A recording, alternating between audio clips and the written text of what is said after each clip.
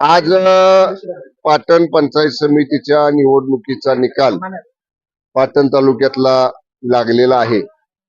14 पैकी 13 जागा शिवसेनेचे विजय झालेले आहेत आणि जिल्हा परिषदेच्या 7 जागांपैकी 6 जागा शिवसेनेचे विजय झालेले आहेत.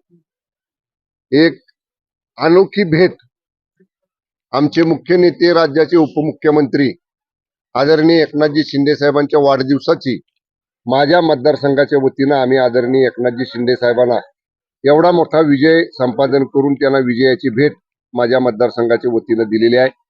माननीय एकनाथजी शिंदे साहेबांचं सदैव लक्ष गेली अनेक वर्ष माझ्या मतदारसंघावरती आहे आणि म्हणून त्यांचा असंच प्रेम आशीर्वाद आमच्या मतदारसंघावर राहावा ही सुद्धा या निमित्तानं आमची सगळ्यांची विनंती आहे.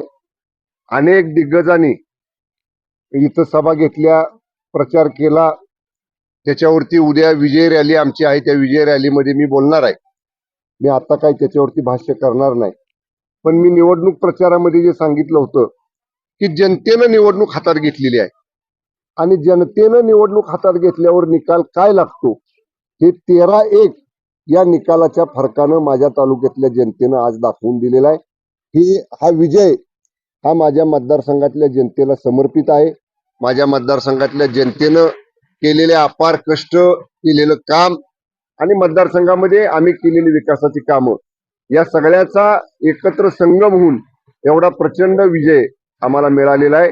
आम्ही हा विजय जनतेला समर्पित करतो आणि मतदारसंघातली विकासाची कामं अधिक वेगानं आम्ही सगळेजण मिळून इथून पुढे करू, एवढ्याच माझ्या भावना आहेत.